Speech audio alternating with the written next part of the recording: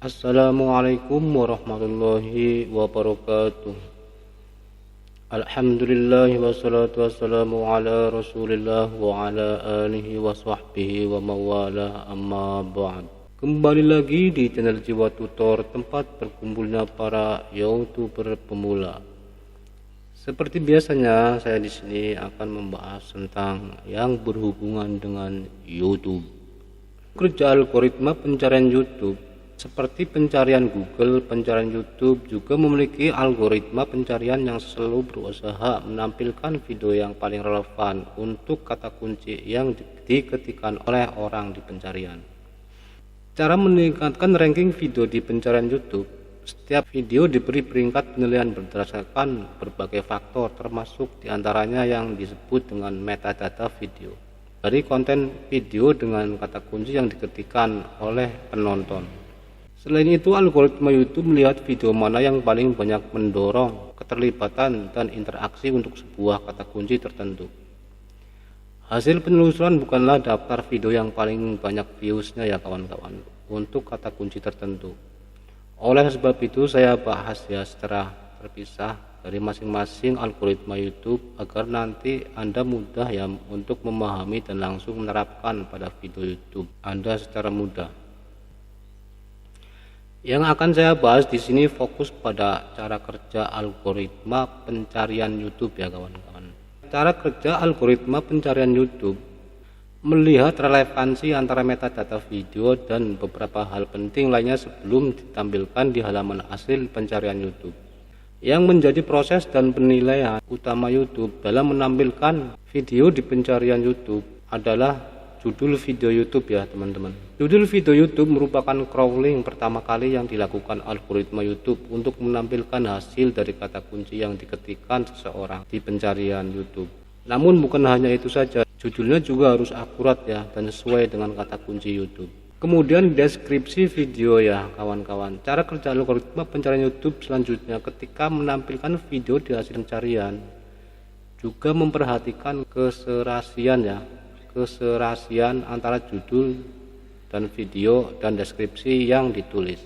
Menurut YouTube, keterangan yang ditulis di deskripsi YouTube minimal harus 2 paragraf saja ya kawan-kawan. Selanjutnya adalah cara kerja algoritma pencarian YouTube. Di sini ada tag yang relevan ya dengan judul. Proses kerja algoritma pencarian YouTube juga memperhatikan tag yang relevan untuk menampilkan video di hasil pencarian YouTube. Keserasian yang dimaksudkan harus ada kesamaan persis di dalam deskripsi ya kawan-kawan dan judul video dengan yang ada di tag YouTube tersebut.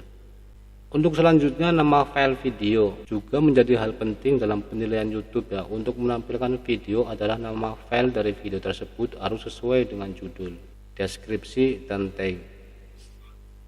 Sampai di sini Anda mungkin sudah bisa ya membayangkan seperti apa metadata yang saya maksudkan. Selanjutnya, file nama thumbnail. Penamaan dari file thumbnail juga berperan penting ya untuk ngehack algoritma YouTube agar video bisa ditampilkan di halaman pertama pencarian YouTube. Jadi pastikan sebelum Anda mengganti thumbnail YouTube, nama file harus sudah sama ya dengan judul videomu. Paling tidak harus sama dengan nama file video Anda. Selanjutnya, judul pada thumbnail ya. Judul di thumbnail YouTube juga menjadi bagian penting dalam penilaian YouTube saat memunculkan video di pencarian. Memang sih terlihat sepele ya kawan-kawan, tapi gambar dan tulisan pada thumbnail YouTube juga memicu terhadap peningkatan CPM YouTube. Untuk selanjutnya, durasi tonton per kata kunci ya. Proses algoritma pencarian YouTube juga memperhatikan durasi tonton per kata kunci ya kawan-kawan. Maksudnya melihat dari kata kunci yang sering orang tersebut ketikkan, kemudian berapa lama dan berapa banyak orang tersebut menonton video dari kata kunci tersebut. Maka keakuratannya judul dengan kata kunci yang diketikkan tersebut menjadi penilaian juga dari algoritma YouTube ya kawan-kawan. Misalkan Anda mengetikkan kata kunci cara melihat YouTuber yang lagi ndagel.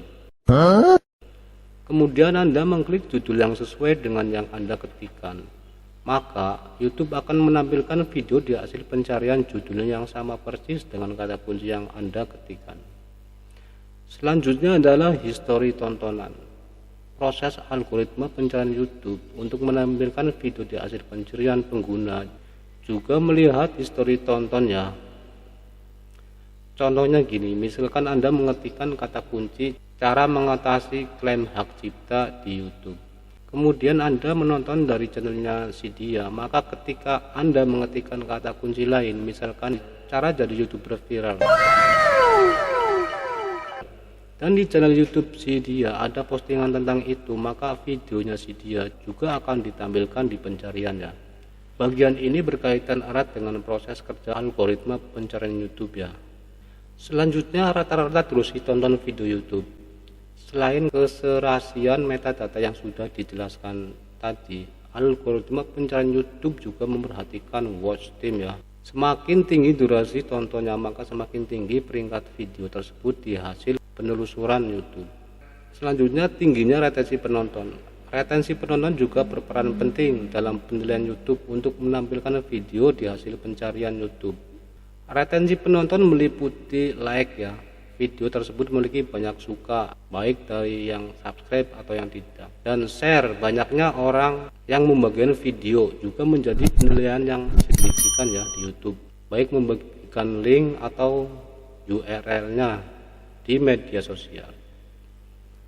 Selanjutnya ada download. Jika video di-download juga termasuk pada penilaian retensi ya. Terus komentar juga ini salah satu menjadi kategori retensi yang diprioritaskan oleh YouTuber, tetapi bukan yang komentar spam ya kawan-kawan. Jadi kesimpulannya di sini proses algoritma pencarian YouTube yang saya jelaskan merupakan dari hasil pengalaman saya ya, dan dari beberapa referensi yang saya dapat di YouTube. Semoga video ini bermanfaat. Terima kasih ya sudah menonton, dan saya akhiri. Wassalamualaikum warahmatullahi wabarakatuh.